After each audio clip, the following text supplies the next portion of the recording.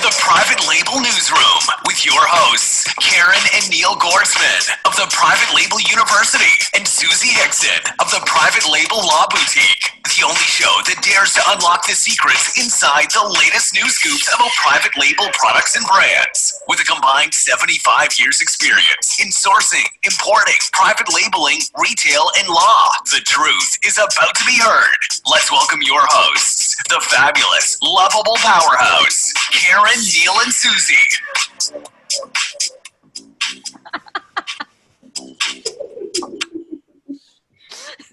Okay. Welcome. Okay, we need help today. It's a crazy day in the world of private label, but we're still having fun, right, guys? We're having fun. Always. We gotta get the paper thing better. We do. We need to coordinate that better. But my name is Veronica Corningstone. Veronica Cornbread. Okay, so today we are talking about some breaking news. Do y'all remember back in the olden days whenever the breaking news would come on, the stations? Now it's breaking news every 15 minutes.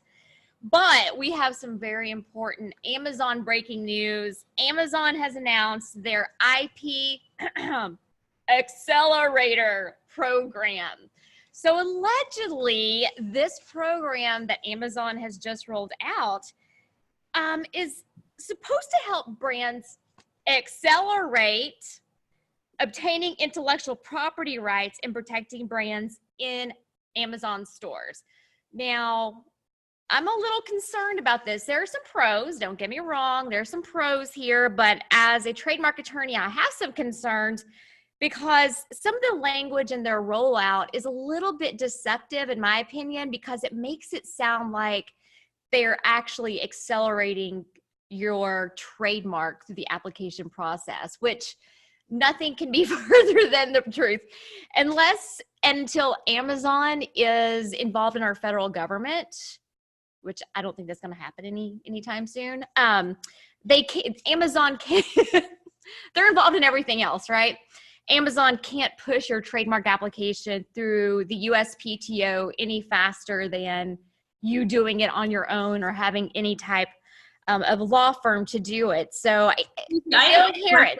Yeah, I have a quick question. If we can kind of just back up a bit for the people who are listening to us and kind of just explain what, so Amazon has created this IP Accelerator program, which is giving, their take on it is that they're giving their sellers an opportunity to, I don't know if it's an opportunity, but an opportunity to work with their hand-picked lawyers or legal firms to help them create or to get trademarks so that they can get brand registry for their brands. Correct? I think that you have pretty much nailed it, Karen. So Amazon now has a network of curated law firms that they are working with. I don't know if Amazon also wants to be the next LegalZoom. Next thing we know, maybe they're going to be buying LegalZoom. But it sounds like they could be getting into the legal. I don't really know. But so they have this handpicked group of lawyers that they're working with so that after you file your trademark application via one of these law firms, instead of waiting 6+ months after filing to get your eventual registration to get enrolled in brand registry, Amazon will recognize your application for purposes of their brand registry enrollment program. So they're only allowing that if you use their legal suggestions, as opposed to, what about, we work with you, or we work with other people who work with, lawyers. People have their own lawyers that they work with, that they want to work with, that they trust and they know. Why would they then put that restriction on us if, to be able to use them? And then what happens to our already trademarks out there? So the question is, are they going to expedite it for people who pay the fee to use their services to be on Amazon, or are just going to slow down the process. If you don't pay us to use our legal team, then it may take longer. Yes. Well, it sounds that way, right? It's like saying you get penalized if you don't use our law firms, because we will not recognize your pending application for purposes of brand registry and enrollment, as well as some of the other alleged, I love saying that word, alleged brand protections that Amazon offers.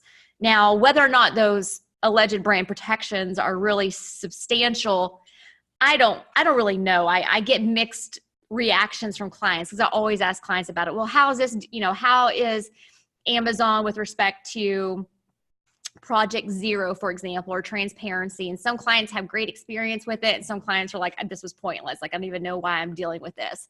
So it sounds like that is sort of the purpose of Amazon doing this. But I'm curious as to, why it's only these specific law firms. Now, they also state, this is the other interesting thing that I find here, is that they say that they have worked with these firms. I think there's about 8 of them, maybe 9 or 10 on their website right now, they have negotiated certain rates to do the filing and the clearance searches. And they've stated that these are competitive rates. So, anyone can go look on the Amazon website and look up these rates. They are missing, I think, a few important pieces in terms of a holistic brand protection approach. I'm a very big fan of, when you file your trademark application or when you start using it, you should also monitor it. You should also enforce it. Mm-hmm. And taking those steps. They don't specify what that means. I found the pricing actually high. I mean, I've watched it. It seemed high, and it doesn't really specify what you're getting at. And I guess my biggest concern is, so many times you can put a trademark in, like to register for one, and if you're not being advised or consulted during the process, you could be using a trademark that won't get approved. So then what? Am I getting my money back? Am I putting it onto Amazon? I wasn't, I think we should discuss what the pros and cons are here. I think it's also kind of a money pit. I think with all the foreign sellers, right? People in Asia, people in China that are just shipping all these goods into Amazon, and Amazon is kind of fooling them and saying, hey, pay these legal fees. And if they have 1 million sellers, they're going to cough up, $2,000, $3,000, $5,000. That's a huge chunk of money that's coming into Amazon for people who really don't know, and for them to gain all that business. Or maybe it's what Neil said. Maybe this is done for those overseas sellers so that they can then come in to Amazon very easily and be able to take, control of that. I mean, Neil always says, I'm telling you, one day you're going to see it in the near future where Alibaba and Amazon are going to merge. Cut some deal, yeah. Yeah. So, and that's interesting that you bring that up, Neil, about the international sellers, because I think it was on August the 3rd of this year. So just a few months ago, the USPTO started requiring foreign filers to have US-based attorneys. Now, finding a US-based attorney for a foreign entity can be a little daunting, right? Now, I did notice that an interesting thing about the firms that were listed as part of this program so far, you could search them, even though there's only a few.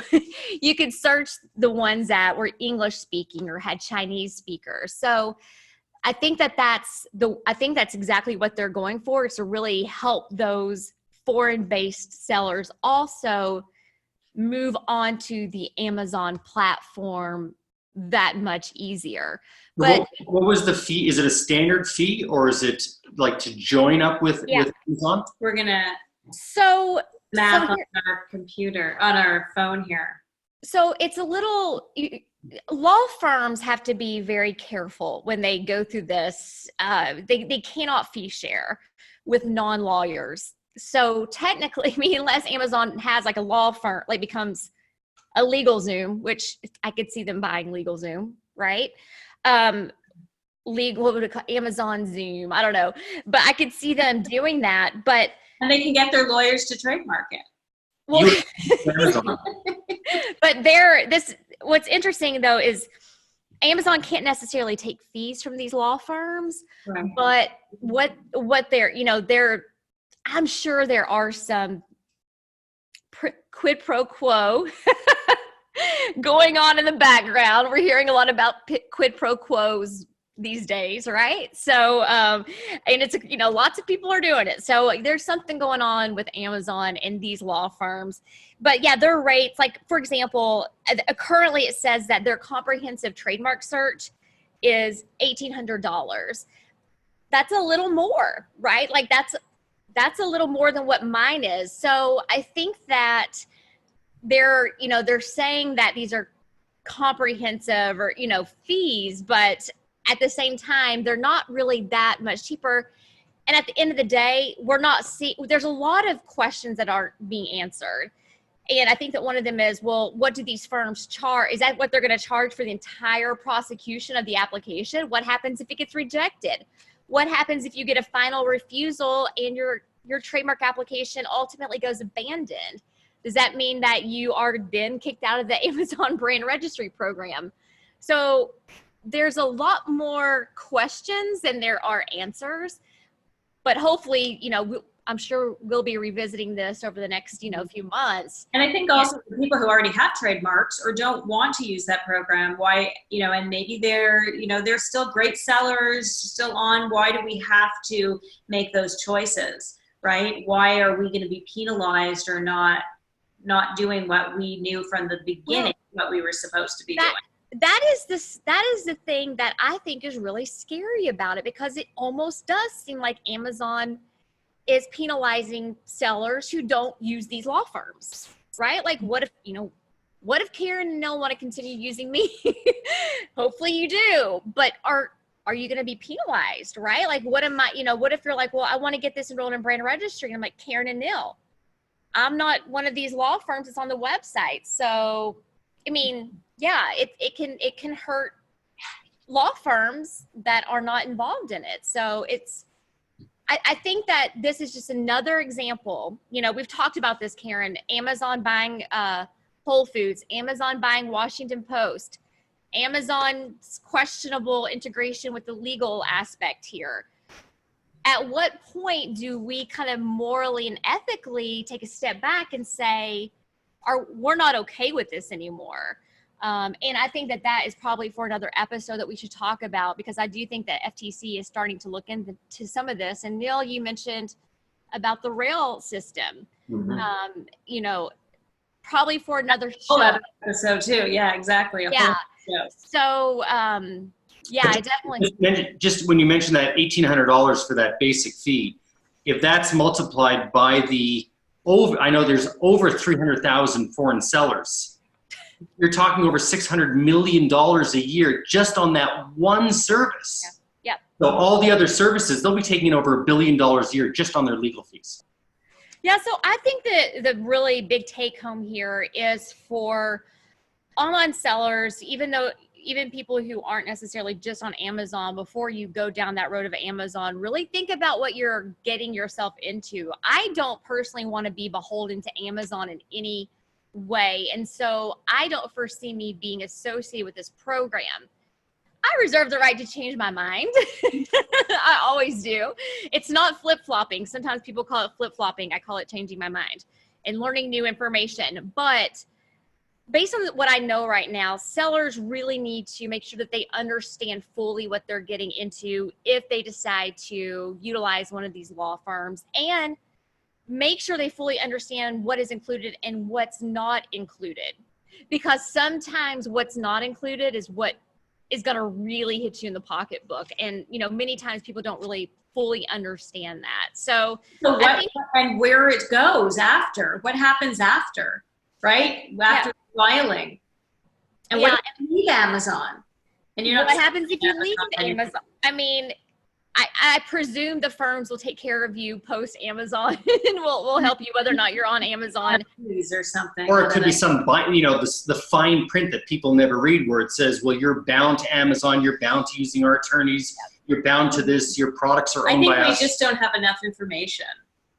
We don't have enough information, and this is one of those things that conjures up more questions than it answers. And I wish that we had more answers right now, but I did think it was really important that we hop on here and talk about Amazon Accelerator and, what it means for sellers and even law firms. So, and businesses in general, which we'll talk about more in a future episode about how Amazon is impacting a lot of different industries, not just online sales. But here's the thing that really concerns me about Amazon is Amazon isn't just taking 30 to 35% of your sales.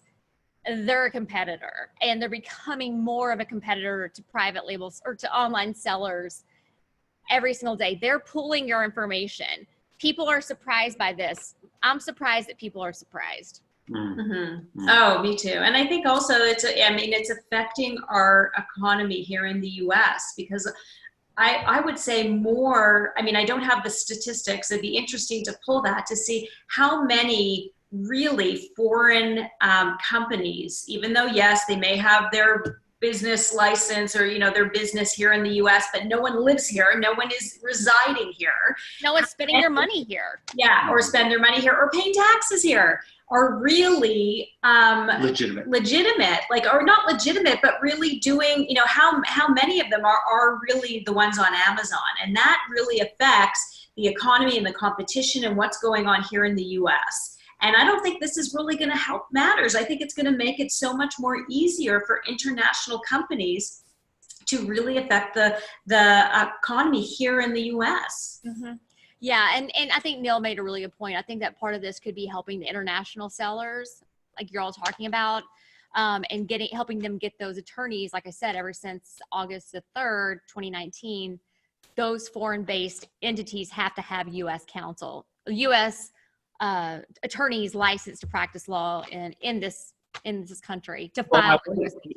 Is it going to reach the point where Amazon's lawyers are going to be able to say, sure, we'll get that patent for you. We'll get it done in 3 months, where which doesn't happen, but right. Are they going to fast track it through, or at least can try to convince the entrepreneurs out there, hey, we'll do it for you, especially to the foreign sellers? And are they doing it in each marketplace, or this is just .com? Well, it said stores, Amazon stores. So I don't know if that means the different marketplaces like the EU. I think that, like I said, I think that there are still a lot of unanswered questions. And I feel like maybe this rollout was a little clunky, because people are like, what does this even mean? So, but allegedly, you can get enhanced brand protections or enhanced, I shouldn't say that, but you get earlier access to Amazon's brand protection assets, platform. I don't know. What's interesting, when I call Amazon for help, I'm put to a call center either in the Philippines or in India. The next time in the Philippines or India, I'm going to call Amazon. Are they giving me a call center in the US? Yeah. Unless you pay an extra $5,000 a month. If you want a US based one, then you have to, it seems like they're always constantly adding these little fees here and there. Mm-hmm. And what happens is that I think that sellers are getting fee creep, and it's like, okay, well, you just pay another little bit here, and then you get this enhanced, concierge. You get the concierge, or you get the gold level. They don't notice them all at one time. They don't notice it, and then all of a sudden they all add up. They all add up, and then you think that you're making millions, but once you look at the numbers, what your expenses are, and you really dig into that, you realize, okay, you're not really taking home that much. Well, I don't know if it's out there now because I haven't been into a Borders or a Barnes & Noble. Borders probably doesn't exist anymore, I don't think. But does Amazon have their own magazine? It's nothing for Jeff Bezos to print a magazine. Amazon magazine. He might be listening to this now. And right. it has the Washington Post. And this way he'll have his own, you go to the newspaper stand or a magazine stand and it's his news, but he's promoting all the Amazon products. Hey, look at the greatest new product out. Consumer Reports, Amazon reports that this is the product to buy, and people are going along to buy these products. Well, he kind of does that digitally, like on, but you have to pay for it. You're responsible. There's always a cost. There's always a cost. No free lunch ever. No free, we always say, what do we say? No free shipping. No free shipping. There's no such thing as free There's such thing as free shipping. Because that free shipping, it's rolled up into the bottom, into the pricing. But no, I think that this has been a really great conversation. And if anyone has any follow-up questions about IP Accelerator, feel free to reach out to me or Karen or Neil. And, just with that said, we're still learning a lot too, but if we don't know the answer, we'll do what we can to figure it out. Yeah, so find us over on our Facebook group if you'd like to join, called the Private Label Newsroom.